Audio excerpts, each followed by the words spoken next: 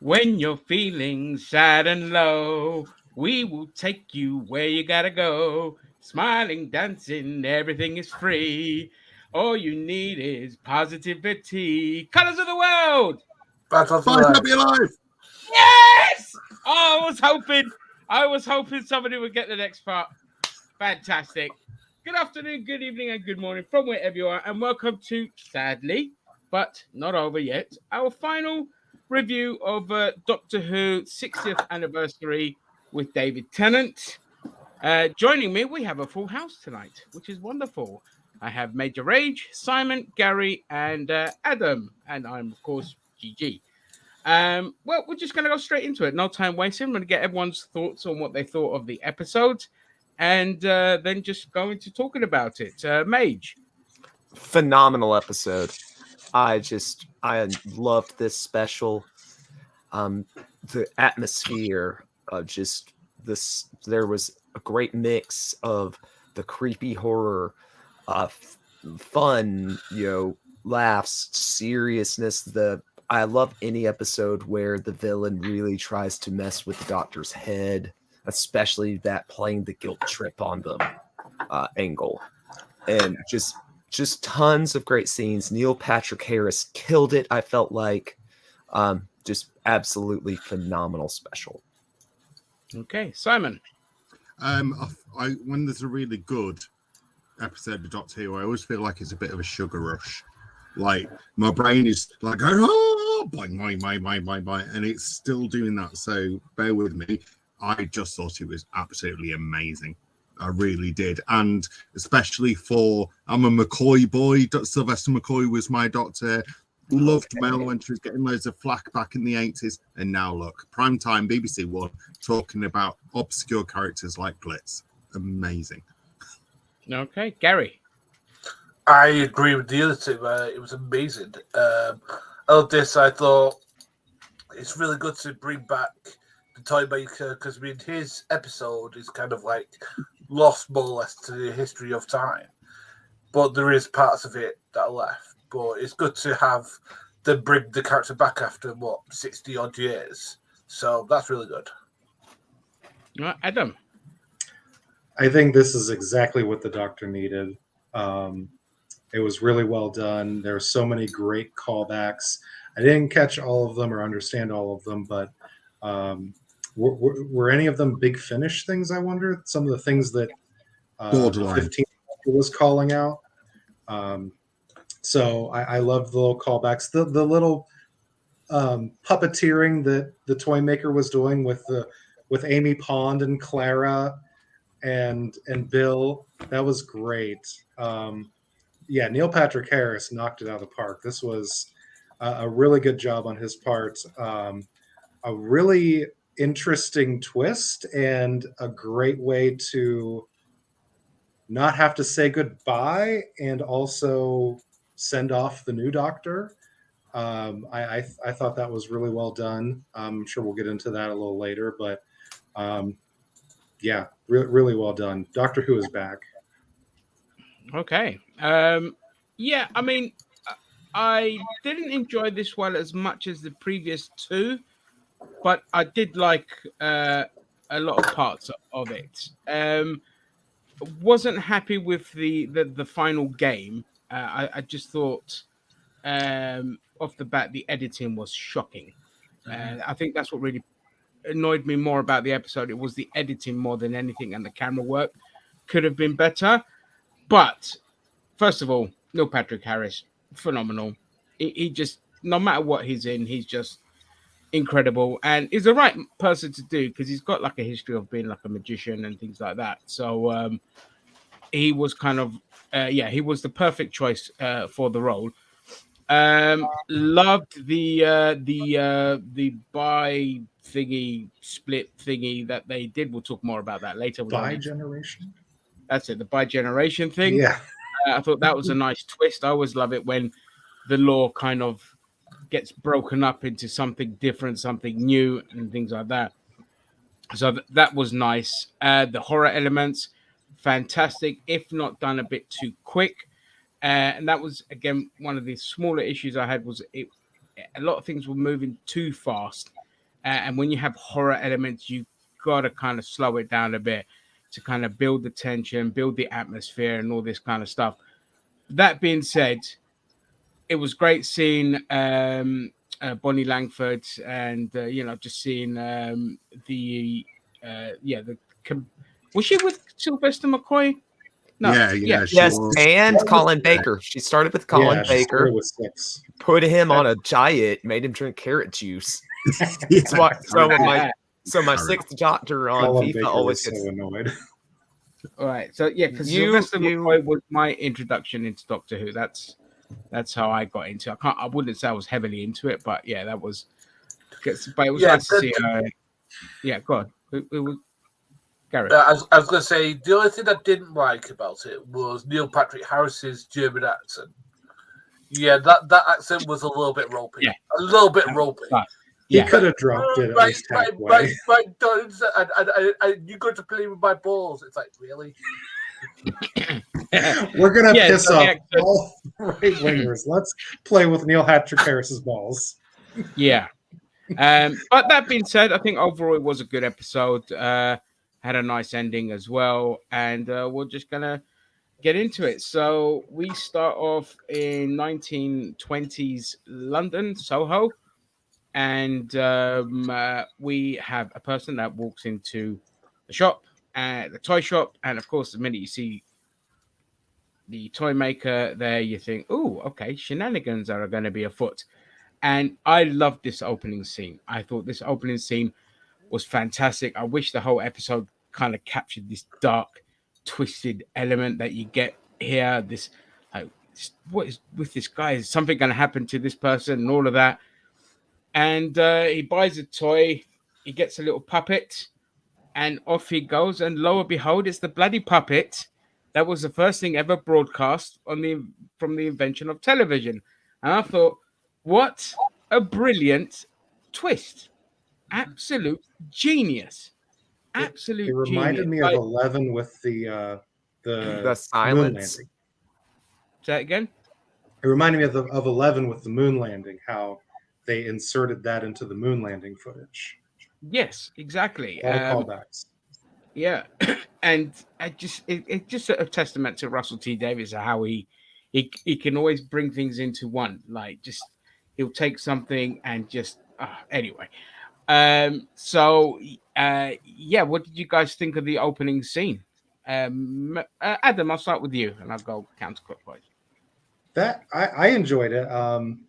Yeah, that German accent was the guy who walks in mentions it, that you messed up your accent there. But I thought that was a great way to get started. Yeah. All right, Simon. Yeah, I loved it because it was dark, and I do not like dolls. I do not like porcelain dolls. They creep me out. So I was like, kind of the whole doll thing with the baby dolls and the family, and he's talking about the family. Ever since I saw Barbarella, have you seen Barbarella? Yeah. Oh, yeah. Yeah, and those dolls that go like that. And it's just, I saw that as a young kid, hating them ever since. My dad watched all these antique shows where they're constantly on and they've got dead eyes. Awful. So I love that it's immediately ramping up the creepiness of it all and the darkness and the lighting it correctly. Lighting is so integral to Doctor Who. Yes. If you make absolutely. it floodlit and it's just, there's nowhere to hide, but give it loads of shadows and give it loads of like mystery and things like that. And I wonder if we're going to go down the more fantastical route now. That's what I wondered. But because of the pre-publicity, we all know who Neil Patrick Harris is perhaps playing. And it's straight in there. There's no dicking about. It's just straight into the story. But also there was a bit of social commentary in there because they're both kind of dissing each other. And it's like that kind of very British way of, I'm going to say a slur to you, but it's going to be with a smile and very polite, Yeah. And I thought, and that's key to RTD's writing, is that he faxes these things in and you're just like, oh yeah, I recognize that. Those people are dicks. So yeah, that's what I thought. Yeah, absolutely. Mage. I think that I really enjoyed the opening sequence. agree with a lot of the things the other guys have said. It sets the tone. It really plays up that creepiness. NPH like starts just really right off the rip, just crushing his performance. The accent, I think, is like the one like kind of hiccup with that performance. That being said, not that it's bad, just that it wears thin eventually. Yeah, absolutely. Gary. I think that the beginning was absolutely amazing. Like the fact that he comes in to get the doll, and then all of a sudden he goes, "Would you like snakes and ladders and stuff like that?" And sorry, I will stop with the German accent. It's just funny to try and do. But I did like when the fact that he started talking about, well, is that made of real hair? He goes, yes, this lady won't need it anymore. It's just great. Exactly. It's like really creepy. But the thing is that I can sort of compare this to Michael Goss' performance because we've got little bit of snippets of it that I've seen, and like I could say that they are the same character because because Michael Goff does play like somebody who likes playing games and stuff like that, and they brought that element into it. Like he's playing mind games. He's like chess on a chessboard, and I did like that. I mean, the bit where he starts going on about what I just talked about with the whole human hair, like she won't need it anymore. I was like, oh my god! And the guy was just there going, I want to get the fuck out of here as quickly as possible. Yeah, and then we cut to back to London, and all hell was broken loose. And last week, when I kind of thought, maybe it had something to do with what Doctor Who did with the aliens and the superstition. No, that was completely wrong. Which fair enough, Yeah, I can't be perfect all the time. But yeah, we get to. Sadly, we didn't get to see Wilfred at all. The kind of used to stand-in actor. So his scenes were already done in the previous episode, unfortunately.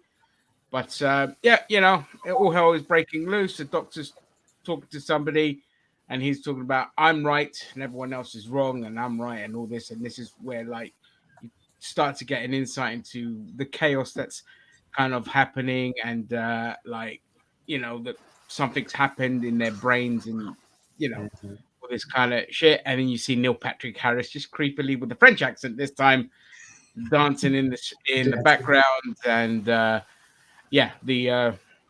what's the name of that department that looks after Unit? everything? The military force. Unit. Huh? Unit. Right, yeah, they come in, and then we get creepy Neil Patrick Harris waving the Doctor as he's going away, and we get transported back to the Avengers Tower, and it is the Avengers Tower. Absolutely. I'm glad you said it because I was going to if you didn't. Yeah, it's the Avengers Tower, and they're transported back there, and Disney has implanted their money in. So could this be a Tony Stark design building? Who knows? Doctor Who knows.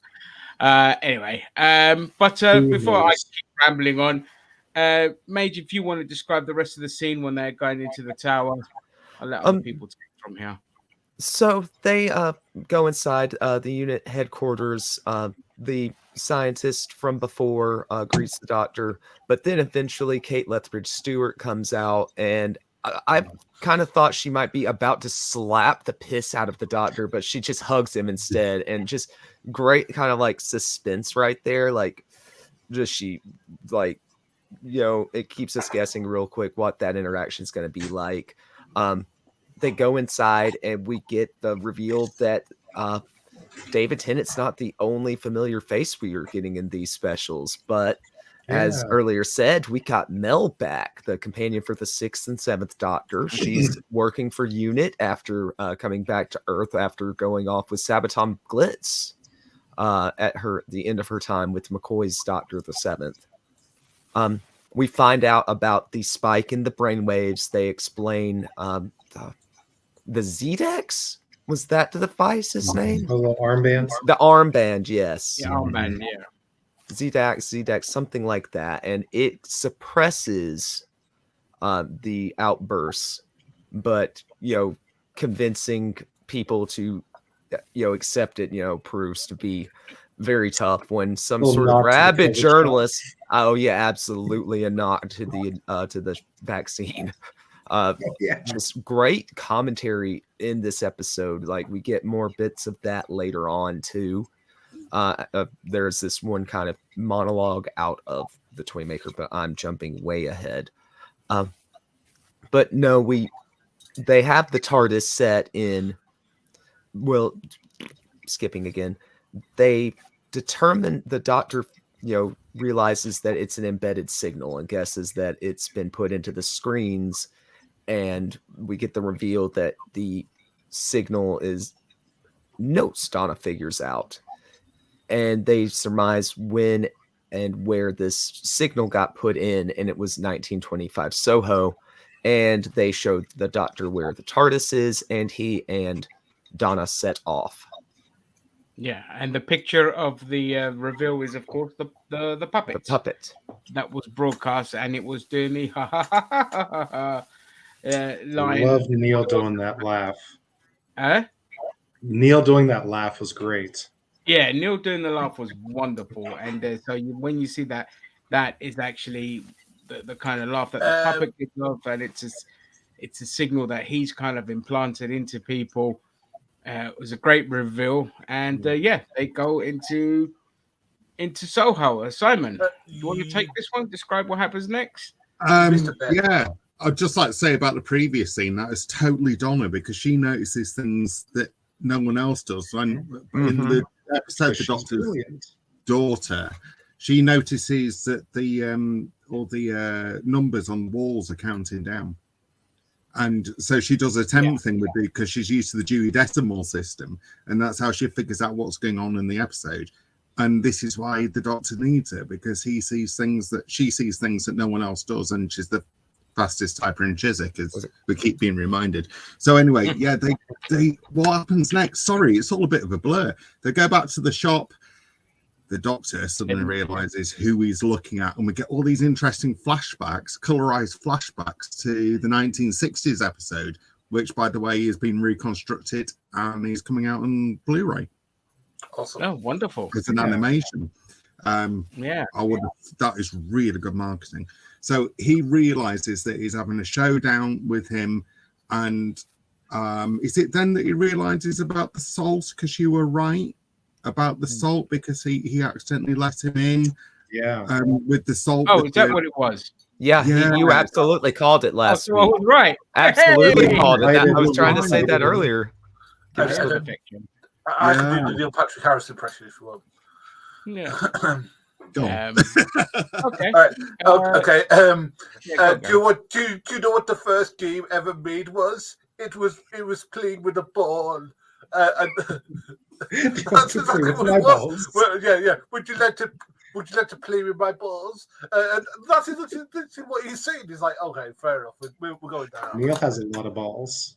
He kept throwing them at the doctor. He was catching balls, toss him on the floor. Then Donna grabs the last one. We're done here. And then he says to Donna, "Oh, someone has the balls." Donna has the balls. That was great. So, how did the salt let him in? I must have missed that bit. I probably wasn't. Superstition. He let them in with superstition, which in itself is a social commentary on recent times with the pandemic. Sorry, going full academic here.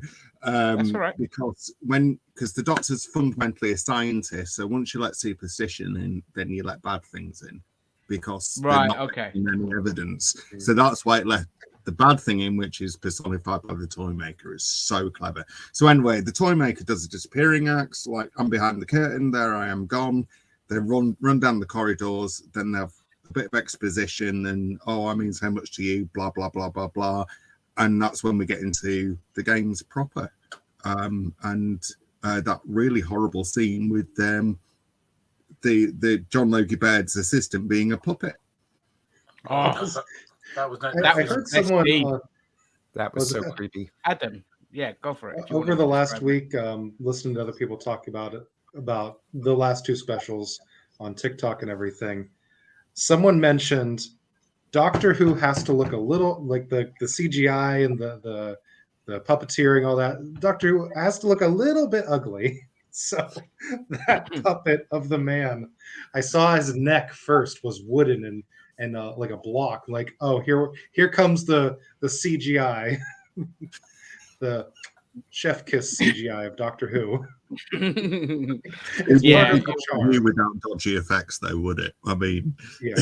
Gotta If have it some didn't kind have of dodgy questionable CGI, it wouldn't be Doctor Who.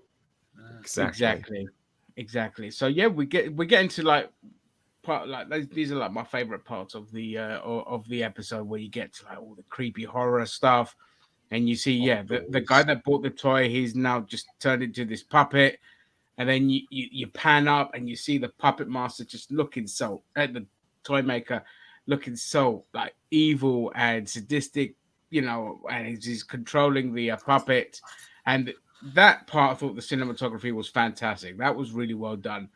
When you pan up and you just see Neil Patrick Harris, and it comes back down, and now the Doctor is like the puppet. She's saying, I'm controlling you, I'm controlling this whole situation, this kind of stuff.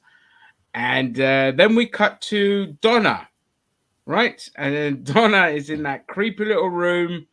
It gave me shades of a series of unfortunate events, the kind of setting as well, which he was in. Dr. Lemony Snicket, I think it was a series of unfortunate events. It gave me shades of that, shades of a couple of like modern horror films that I forget what they're called now. There was one with a puppet. it was the Barbarella scene all over again, I swear. Go back and watch it. I'll have to go back and rewatch Barbarella. I've not watched it since I was a horny teenager. So yeah, I'll have to go back. Still works. Well, I'm a horny old man now. There's nothing really has changed. So so yeah, we get and it's it was wonderfully creepy when the dolls start crawling up her and bite her neck. I started laughing my ass off. The doll with the black hair that starts going. Goes, will you look after me? Please, I need someone to look after me. It's just like, oh my god. And then a flaming Bride of fucking Chucky starts playing going down from the top. It's just like, oh my god. Yeah, just a great scene. Just like, proper nice horror elements into it. Which that was a bit I felt was rushed. So this is a scene I thought could have the creepiness could have drawn out, the atmosphere could have drawn out a bit more here. Just to add more of the creepiness and all of that. But then she just smashes the puppets and out she goes. And Donna gave no fucks about those puppets. She didn't care. She's like, I'm gonna fuck you up. She would survive a horror movie. Would it have benefited from being a two-parter, like to really draw out the horror? Yeah. Yes. A bit more time. Yeah. I agree. Yeah. I agree. I think this would have been much better as a two-parter. And this part should have been the end of the first part, where they're trapped now in the toy maker's game. I can hear the end sting. All three stories were a little concise and short, and they would have benefited from being longer. Yeah, but we got as much as we could get out of the three of them. For two, Donna and that's why the pacing in this one was too quick. But then they bump into each other, and Gary, you want to explain what happens after that? So they're pulled towards him in the chairs, which was kind of horror movie-esque. And then all of a sudden, like, you see stuff, and then all of a sudden he just splits out, I'd like to play a game. It was almost like Saw or something like that. And then they go and play, was it High Card or something like that? Like yeah. And then and she goes, oh, gee. He goes, he won't. He's bound to the structure of the game.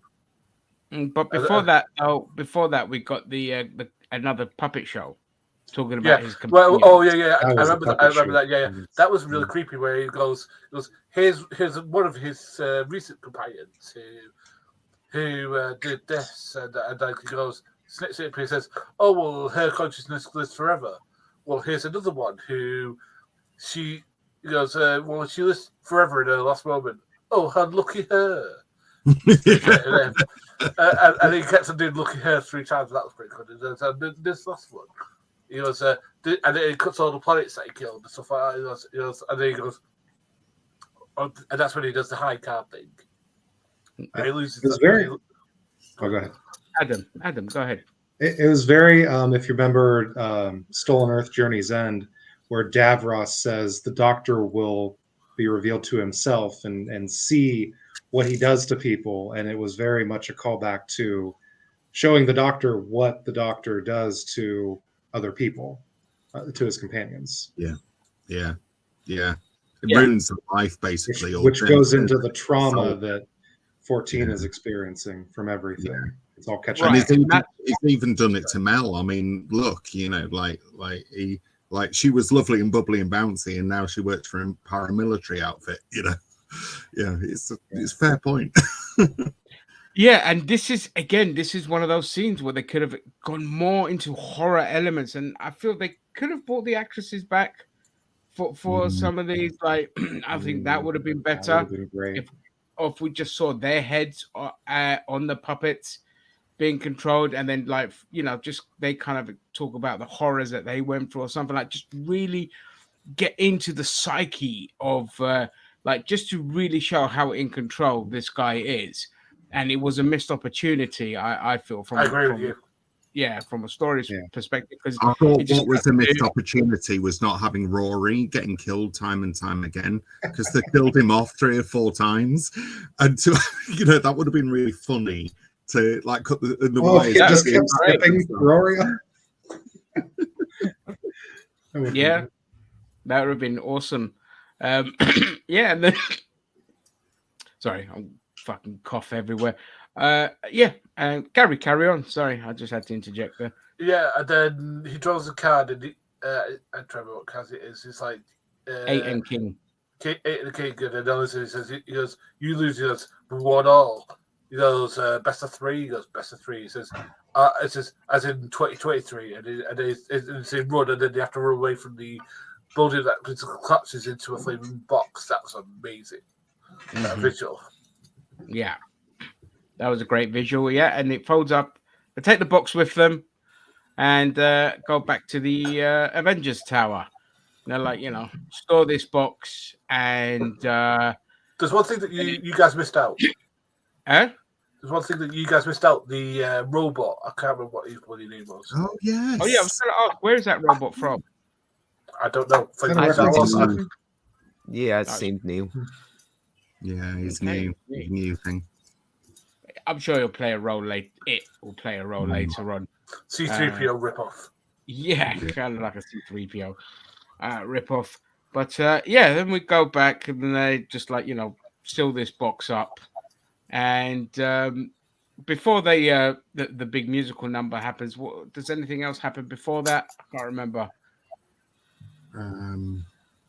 He catches up with Mel briefly, and she talks about how she got back to Earth. And she says that Sablon Glitz tripped over a whiskey bottle, and he had a big Viking funeral. I like to think that Dibber was in tears, because those two were definitely a couple. Sorry, they were. And that he had a big Viking funeral, and then she thought, actually, I want to go home now. But she's gone back, and everybody that she loves is gone. So, and it kind of picks up from the Power of the Doctor, because she was at the end of the Power of the Doctor where Kate says to the assembled companions, because they have a support group at the end of Power of the Doctor, and she says, if I can hire anybody, just come to me. So clearly Mel said, yeah, I need something to do. So, it was great. I mean, from my perspective, like when I first got into Doctor Who during the McCoy years, definitely a McCoy boy, and the popularity was going downhill, but Bonalanfa was getting loads of flack, and now look, I mean, she's prime time. The whole story arc is getting finished off 30 years later. It's just, I was close to tears. Yeah, I mean, she became a bit of a butt of a joke among the alternative comedy lot as well. Which was a shame. I never understood it because I was too young. I met her this year, and she was at a Doctor Who convention, and she was lovely. She's exactly as she is. She's really nice, and her dog does little tricks for treats. Oh, nice. Because she's a performer's dog, so of course she teaches it to perform. Sorry, I'm going off on a tangent now. No, that's fine. That's all right. That's okay. Okay, and then we get to the the best part of the the second best part of the episode, where when you go into surrealism, like you've won me over when you just go like, I never fucking saw this coming, but how good it was, and of all the La stuff, la la la la la la la yeah, la. the Spice Girls spice up your life. I thought that is so Russell T Davies. He probably bopped to that in the 90s in Manchester. In Soho in Manchester, you know it. You fucking Reminds me of when in the second episode ever of the reboot, they go to the future and Cassandra plays "Toxic" by Britney Spears on the jukebox. It made me think of that Lady scene. Cassandra. Oh, what a bitchy trampoline! Oh, her time was too short. We deserved more with her.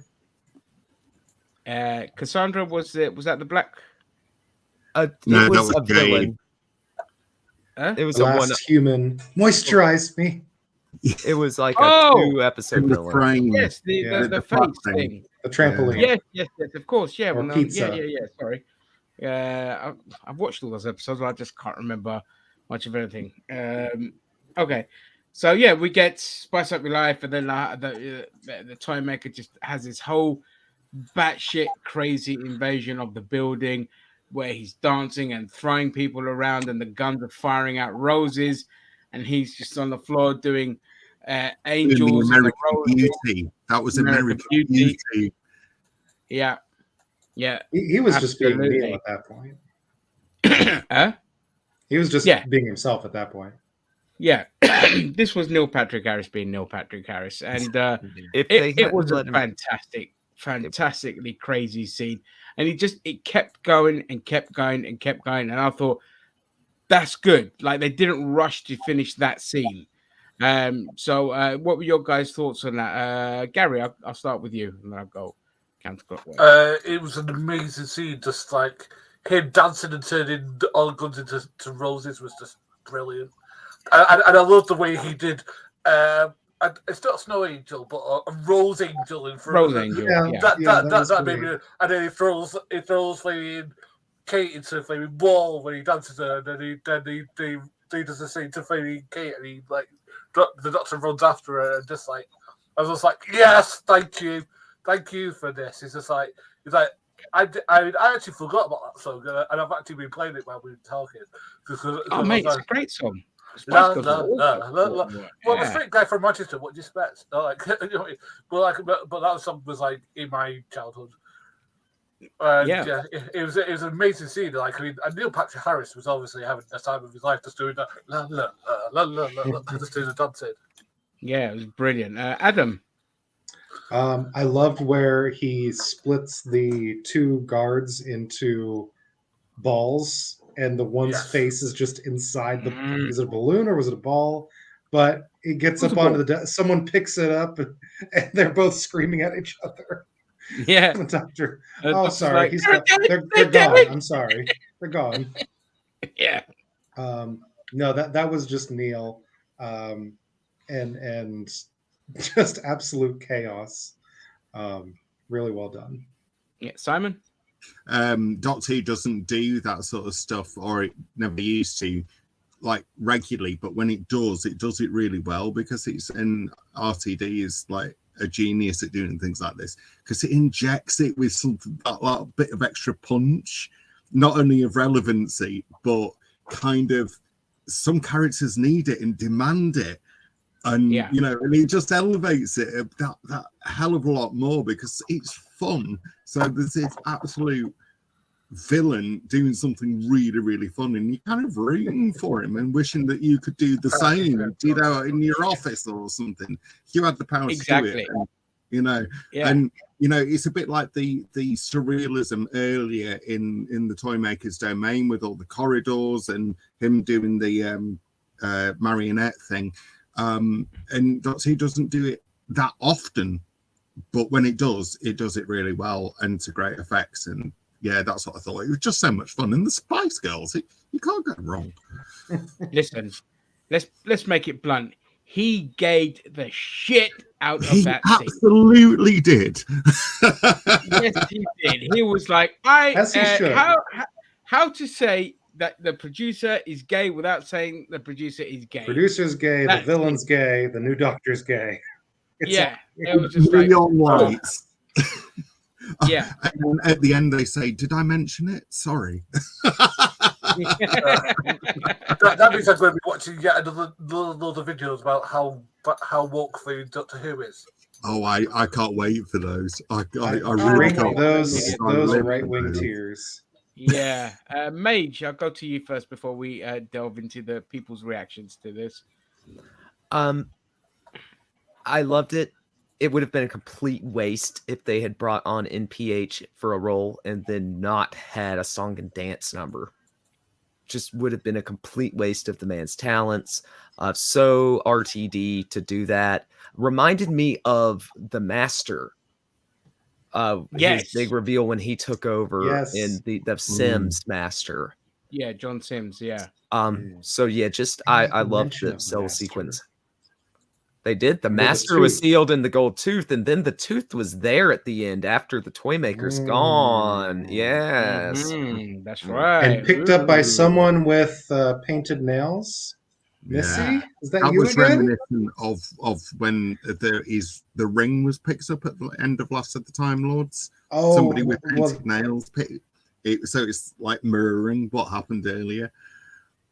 in the It's 50th. just like the Doctor Who version of the Collector, like in the Marvel universe. Yeah. Yes. That'd be good, wouldn't But in it? the 50th, the extra hand pops out of the portrait, and that's Missy. Oh, Okay. there's hope something that I so. missed. The Neil Patrick Harris brought up he who waits, or they who Yeah. wait, or the person who waits, or Is that something the like that. boss that Meat mentioned? Like I was like, oh, that really put a chill in my funny spine. I got to So who is that? Who's he who waits? no, Is that the no, Master? No, No. 'cause the master's in No, his there's teeth. a That's there's something that a made me say that. Yeah. there's someone that the toy maker didn't want to mess around with. He played games with everyone. He did all these things across the cosmos. He sealed the master in his gold tooth, but there was one being that the master or the toy maker didn't want to mess around with. And we're And gonna hear that's this. a So that foreshadowing could be for revealed later. We don't know who 15. that is. That No, Classic Yeah. RTD setting up the big threat that looms onwards and letting us stew on that wonder as a fandom. It's fun stuff. Yeah. Yeah. And then after that, we get he disappears and is out on the balcony. And this is where the kind of show kind of falls off for me quite a bit in this bit because it's just spending too much time on a big laser cannon, and we get a lot of monologuing time and all this kind of stuff. And but I don't think I'm going to do it justice. So Adam, if you want to describe what happens next. Yeah. He's on the big laser. The Kate asks, where's the crew for the laser? Oh, they're still falling. they're still falling down the center. Yeah, I think they're still falling. So I'm going to Swedish now. You've gone Swedish. I thought that Therefore, there was a you really did. great moment where the doctor tries to reason with the toy maker. It reminded me of where he's trying to reason with the John Sim master in that ending episode or end of season episode, where he just says, "Let's travel the stars together, just you and me. Take the threat away." And then we get the big twist where David can't just have a normal regeneration into the next doctor and go on. Once again, we have David's doctor getting shot with a laser. And this time, instead of a meta crisis, it's a bi-generation. Yeah. And Shudigatwa's head appears like they're conjoined, and then they like push each other out of each other.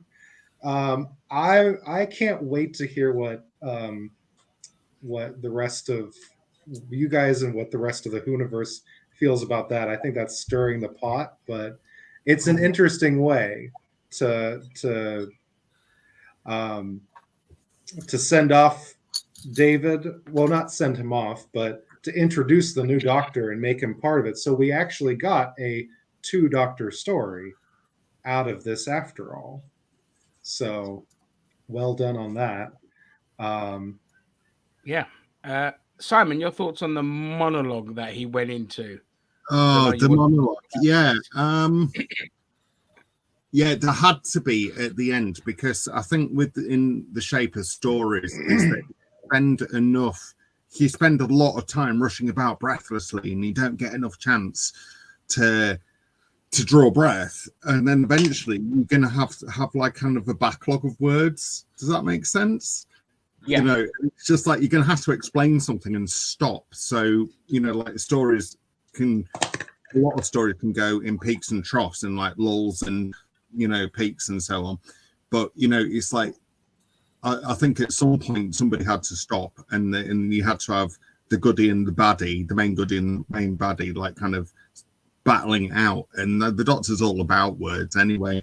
I thought it was okay, but it could have like done with something in the middle to kind of prop it up, like kind of a tempo to foreshadow the end bit and kind of split the information in two a bit. Yeah.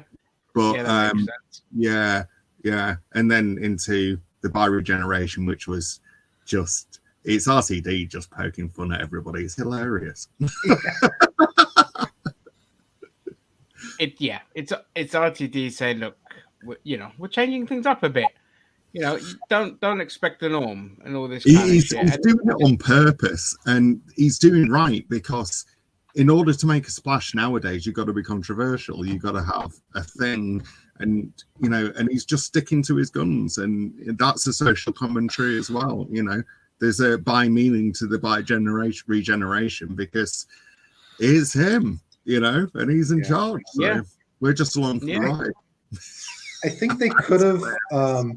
I think they could have explained it a little with it's part of the toy maker's realm, that's how it was able to be possible. They kind of rushed through that by regeneration a little bit. Same thing if we go ahead a little bit where he knocks the TARDIS out of the other TARDIS. Oh, it's because the toy maker's realm is still here. Like, okay. With the Looney Tunes hammer. We needed that before when you came out of David. It was great to see those two interacting and showing love for each other. I do have to run, guys. So, but it's been great. Your rating on the episode before you go. The episode itself, I'd give this a 9, just like last week. It felt a little rushed, but overall, Davies knocked it out of the park with this.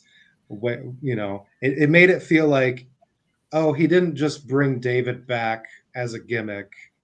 It tied off Donna's story better. It gave us that last scene with Bernard Cribbins.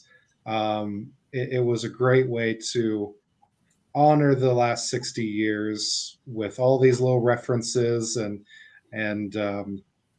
get us going for the next round with the 15th Doctor. So I'm excited. I can't wait for Christmas is my birthday, so I get a great birthday present in the 60th. Yeah, in the new series. So hopefully we'll be back together for that. Maybe maybe soon. In between, then we can have another chat after we've had a chance to stew on everything. But yeah, thanks, guys. This has been great. All right, Adam. No worries. Wonderful. Great to meet you, Adam. Take care. Have a great day. Yeah, you too. See you guys. I'll watch the rest of it later. How do I leave? Just close the browser. Yeah, just close the browser. That's the best way. Okay, number 4. So we get the bi-generation. We get the bi-generation, and then we get the silliest parts of the whole episode. For me, I loathed this. The editing was bad, the camera work was bad, and just the game itself, considering the danger of the toy maker to go out on a fucking ball game.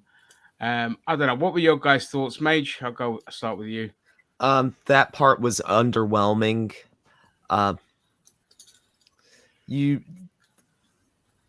It's hard to, knowing a lot of the Doctor's lore, to really take it seriously of ever thinking that he could lose this challenge. He's got super fast Time Lord reflexes. He's going to catch the ball. it would have felt better if it had been something more cerebral as the final game. Yes. And have like more of a tete-a-tete with the toy maker for a final confrontation. But yeah, it could have been worse. Yeah, fair enough. Simon? Catch was, I saw where he was going with it. Like it probably was the first game. You know, like somebody found a round ball and decided to throw it at their mate. But it could have been something like the floor is lava or slaps. That would have been interesting. Or a thumb war or something like that. Do you know what I mean?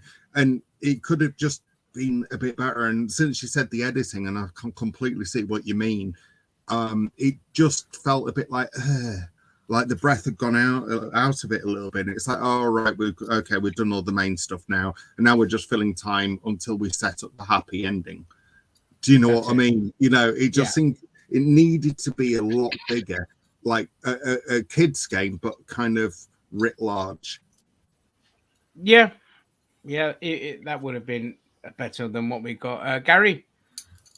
I've actually got to agree with disagree with these two gentlemen. I've actually watched the end of the original one because that's the only little bit that actually remains. And the game that he's played there is literally it's like a pyramid of numbers that he's putting up. So it kind of goes into how his games aren't really that sophisticated. He likes to play simple games. And that kind of fit his character. Now, I understand where the other two gentlemen are coming from, but I thought it kind of fit the toy maker's character from what we know from him from the previous thing, for the little bit that remains. But I do get you, considering that we had him literally puppeteering a guy from above, and we had him literally have like a hall of corridors, and everything else he's done. It just seemed a little bit low key, but I thought it fit his character personally. But that's just a personal taste thing. Okay, then he drops the ball and he's lost the game, and we get wonderful CGI of him folding, and then he says about they are coming. Who are they? Do any of you know? My thing is coming. My followers or something. Yeah, that's it. My followers are coming. So let's see what that is. That was a nice little interesting way to die off. And then, oh dear, we lost Paige. Is he going to regenerate? Is he going to come back? It's going to split into two now, and we're going to have 5 people. Split into two. The cat must have knocked him off. Yeah, there we go. He's regenerated. He's regenerated into a cat with a cat. So there's two of them. Raven's winning for on-screen pet. That is by generational. Yeah. He's a furry. He's a furry. Hey, we're all over behind it here. And of course the master's tooth gets picked up by a woman. So that's interesting. And it's like I didn't think nothing of it. I just thought it was one of the women that were working there. But when the way you guys described it, it could have been an arm that's literally come out of nowhere, picked up the tooth and disappeared. Yeah. Because they would have seen the person.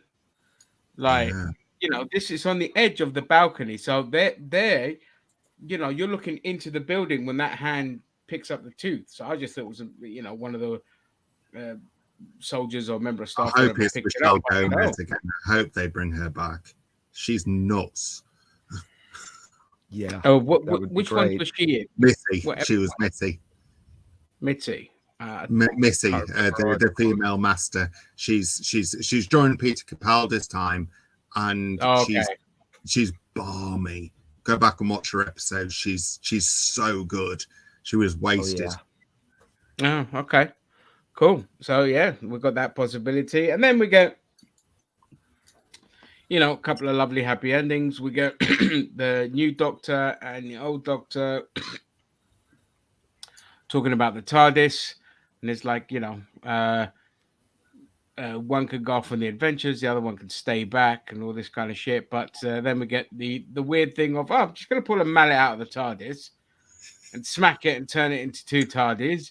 and the new one has wheelchair access, which I just thought that was hilarious. That was also said to welcome to the 21st century. I love that. Yeah, welcome to the 21st century, and I thought that was a nice little weird touch. And the new Doctor just kind of goes. I can't remember. Was there any significant conversations that happened during that time? Mage Simon, Garage, you guys remember? He persuades number 14 to just rest. He says, "You've done all these fighting. You've done all this. You've not had a rest." And the 14th just goes, "Well, what was I saving the universe for? Well, this." And that was just such a beautiful moment. It was just because Tennant's run deserved him to have a happy ending, and there's never been a happy ending for any Doctor. And the fact we've got one kind of like was like, oh, that's really nice.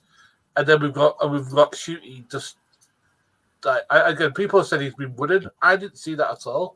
I thought he was great. I thought he was brilliant. Wooden. Oh yeah, no, Wooden. He's gonna be a phenomenal Doctor. It was a bit too happy for me. But I because I'll only say that because of when they did the promotional stuff and he looked so fucking slick and cool and like 70s look. So I was expecting that kind of a bit more like cooler, calmer kind of Doctor, but we just got. I hate to say this, but he still felt a bit white to me, even though there's a twangs of the African accent in there and all of that. I heard a Scottish accent, but his African accent. It was no, because there's a bit where he goes, "Shut up," like that, and I was just like, "Fuck, that's just that is African." How three generation historically they're manic and like some generations and because it's like the trauma of regeneration. Right. So okay. I expect that it will calm down a little bit. But oh my God, I cannot wait for the Shaft look. Brilliant. Oh, me too. Me too. Yeah. That's what won me over. So cool. When they showed the promotional stuff, I was like, "Oh, this guy looks the fucking shit. It looks amazing." Yes. Yeah, I was sold on that look. Mage, did you want to say something? I don't know. I was just gonna say it always takes a little bit. They had like to do a little mini arc of the Doctor figuring out who they are this time around, and so I expect them to take an episode or two to do that. But I expect that they're gonna fall into their own as the Doctor and do a phenomenal job. I just get the feeling. So, yeah. I just imagine that the framing racist, framing woke, anti-woke people going, "It's woke that we have a black Doctor." Fuck off. Right, that's all I can say. Yeah, we don't care. Look, this is England, for fuck's sake. Like we've always been like decades ahead of the US. The fact that our mentality has gone backwards in line with their, no offense, Mage, but things have been a lot different here. So it's just rage bait. I talked about it yesterday in the podcast, how with GTA 6, a lot of it is rage bait because that's how you get clicks. That's how you make your money on the internet. You can't just make a nice, logical article anymore. You've got to bait people in. And so rage bait is all the rage. So even with these fucking racist idiots, they just want to click. So tiresome. They had the Toymaker even say the exact point you just made in this episode, and I loved that commentary that happened. Yeah. Like that was the one I meant in the beginning when I was bringing it up and giving my overall thoughts. That's something that's been bothering me a lot lately, and to hear it kind of articulated in a more articulate way than I can manage these days is just amazing to me, and to be on one of my favorite shows to boot. A message that needs to get out more. Russell T Davies is so good at social commentary because the thing is that he plays in broad brushstrokes, but he gives just the right little bits of information. I'm thinking of Jackie Tyler right now. Within 2 lines at the beginning of the revival, you knew who she was. And what's more, you're like, oh, I know someone like Jackie. 2 bloody lines, amazing. That's how he does it, and he just doesn't need. I was surprised at the length of the monologue because, it's like he doesn't need them, and he just like a couple of lines. And you know exactly where the characters are coming from and what they're saying. Yeah.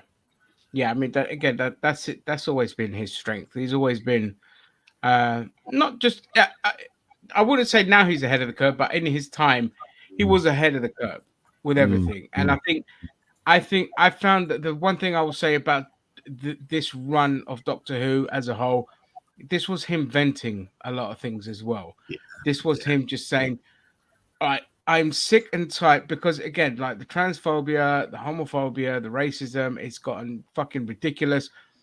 And again, as we've talked about before, it's because when governments have nothing else to offer, they need scapegoats. They need their enemies, so they use it. Oh my word. Yeah, and things have just gotten out of hand. And I found that this is what I found with this. This was just Russell T Davies's "fuck you." I'm doubling down on the woke. Okay, to say that you're not welcome here. If you don't like it, don't watch it. Doctor Who is for the audience that have always loved the quirky, the silly, the camp, the horror, the exploration, the stars, the sci-fi, all this kind of shit. It's not here for your vitriolic bullshit. Okay, Doctor Who, you know, when I think it was the second companion or the third companion who was like a staunch feminist and all this, and they brought that character with them into the series, you know.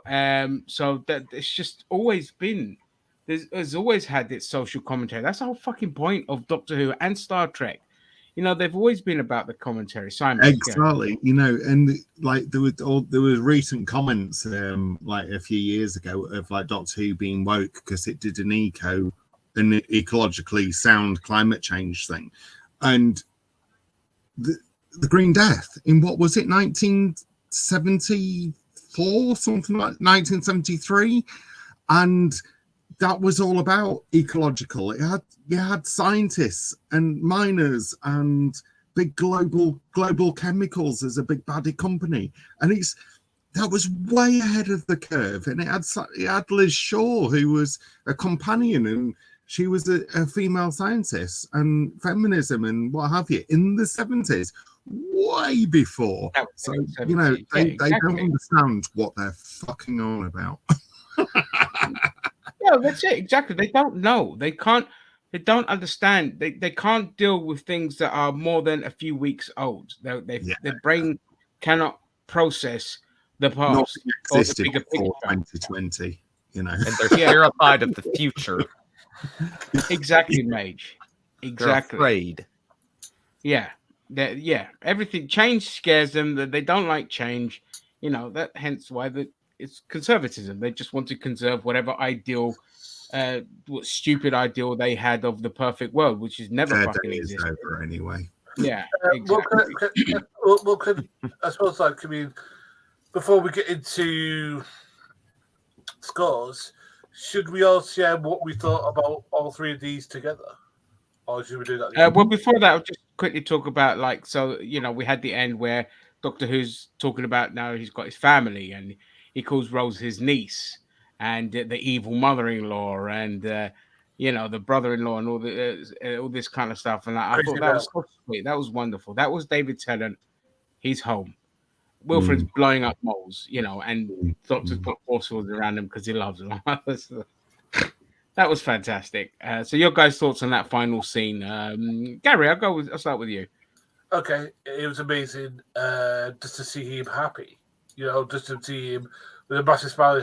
I mean, because like with the fact that Tenant has had probably one of the better Doctor runs recently, it was just hits in my heart to see that. And then Bonnie Radford comes back in and goes, "Oh, Crazy Bell" and stuff like that, and Crazy Auntie Bell or something like that. And I love that.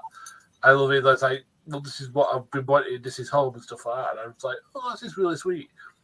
The only thing, as I said, actually that brought it up, but the fact that Bernard Cribbins isn't really saw because the only scene they got to shoot with him was the one that we saw last week, and then they had to have a stand-in, and then they had to have him on scene. It's really sad that I mean, I would love to have him be more in this episode because he's amazing. So yeah, I agree. Yeah, Mage. Touching scene. A way better send off for the Tenant Doctor than I would say his initial regeneration and goodbye was. That never sat right with me, and it's always kind of diminished my opinion of that iteration of the Doctor. Kind of the I don't want to go never sat well with me, and this regeneration, then scene and just this end scene felt like a much better send off to me, and I was very glad to see it and glad to see him get it because he's grown on me with these 3 specials. Oh, all right, interesting. So you weren't like a big on Tenant's run then? No, he's my least favorite of the modern Doctors. At least was until this. Wow, okay. But he's grown on me a lot with these specials. Oh, fair enough. That's interesting. Simon. I think like with the family scene with the barbecue, and it's finishing off the original Doctors, not just Tenant but all of them, but all along he has had a family. Like he's been so lonely and so on, and he's had all these companions come and go, but they are his family. So to settle down and count Donna's family as his chosen family, and Mel as well, who also needs a family. It's like, yeah, come on, what's one more? And he's not going to hook up with Ace as well, and Dan and Graham and Yaz and so on. And it's that's what the original character needed, but also it kind of bookmarks, right, everything that's gone before.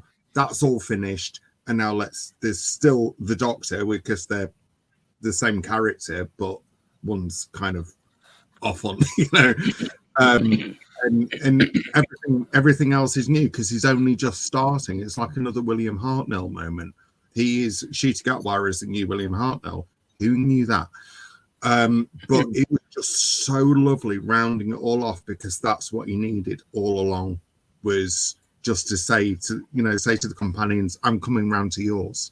And actually it bookmarks David Tennant's brilliantly, because the first thing he does when he regenerates initially in Christmas Invasion 2006 is go around for dinner at Jackie's for Christmas dinner. And also when Donna says during the Meta Crisis, during the Stolen Earth, and Donna says, you like worms, chop a bit off and another new one grows. And it's kind of that PlayStation as well. So it all kind of nice with a big bow. It's brilliant. Yeah, Loved it. Ties up nicely with a big bow. Yeah. And then we just shoot off with Shooty and enjoy that, knowing that he's happy doing what he's doing. Brilliant. Yeah. So my question would be next. Actually, we'll go into the ratings, then we'll do some what to expect kind of stuff later. So Simon, I'll go straight with you. Your rating? 9 out of 10, because it could have been a 2-parter. That's the only reason I've knocked one off. Okay, Gary. We're feeling life it up. 9. 9. Okay, Mage. I initially came in intending to give it a 10, but listening to some of you guys' points about the pacing, I find that I'm agreeing it could have definitely it could have been a 2-parter, definitely should have at least been longer to allow for some of those scenes, especially the horror ones, to play out a little slower, and then just maybe a little bit more exposition about the nature of the bi-generation. It could have been 2 hours, really, couldn't it? Oh, yes, easily. It could have been. It could have been feature length special for sure. Yeah. You didn't give us your score. 9. After those considerations. Okay, cool. I'm gonna go with an 8 out of 10 again because of the pacing, and just the kind of final scene. The final confrontation didn't sit right with me, but everything else was nice. Yeah, again. It could have been a 2-parter. It could have been a bit darker as well. Given how nice the ending was, it could have afforded to have gone more traumatic, more dark, and just like Russell T Davies could have really gone there, push it to the limits, and then just come back on the second episode and tie it off all nicely. So I'm gonna give it an 8, but still a good score. And so. I had a quick glimpse at the making of, which is over at BBC 3, of this episode. And they gave us a small teaser, a small spoiler of what's coming in the Christmas episode. I'm happy to discuss what they showed if you want, or if you want me to shut my mouth so you can see it at Christmas Day. I up will to you probably guys. watch it. I will probably give in. But if you want to remain spoiler free, it is. It's up to you guys. Major, I don't know. It's just a small scene, but it's up to you lot. I still enjoyed this special despite knowing that the toy maker was the adversary, was the antagonist. So I guess I could know about this bit. Okay, so Gary, you're right with that. You don't really mind, do you? Nope. No. Okay, so we got a scene of goblins, and there's like a whole room full of goblins, and there's like a musical number and all this kind of stuff. We'll get a brief glimpse of the companion as well, as blonde woman. I think that's the new companion, isn't it? Yeah, Yes, Melly it is, Gibson playing Ruby Sunday. That's it. Yeah, and then there's like these doors open. You get this big, fucking massive goblin that looks like me without a beard. Basically, it was huge. So the goblins are like, this big, and this thing is like, so just just think that they're this, and I'm that other goblin reveal, and it looks gorgeous. But that's all we got to see. And so I cannot wait. I'm really looking forward to it. Yeah, it comes out Christmas Day. We can review it on Boxing Day if everyone is up for that. That's the 26th. I'm up for that. I will Okay, need the Simon? break from the niece and nephew probably. So yes, Say that again. I'll need a break from the family. Niece and nephew are around, so probably yes. Okay, lovely. Mate, will you be available on the 26th? I should be. I'll make sure that I am. Okay, that's fine. And I don't even know what day the 26th is. Let me have a look. It's a Tuesday. Obviously, it's the day after Christmas. So, but yeah, it'll be around the same time as well. Again, like 8:30. Or if anyone wants to go earlier, it's up to you lot. We can talk about it closer to the time. I'll leave it to you lot to decide. But yeah, we will definitely be reviewing the Christmas special. And then again, we will be back in terms of Doctor Who in the new year for the brand new series 14. And I can't fucking wait. Yeah. And on that note, I want to thank my co-hosts for joining me, Simon, Gary, Mage, and Adam, who had to go. And live long and prosper, everyone. No, you should send it one way. SCN, hold tight. That's what I used to say. Yeah, that. We'll go with that. Bye.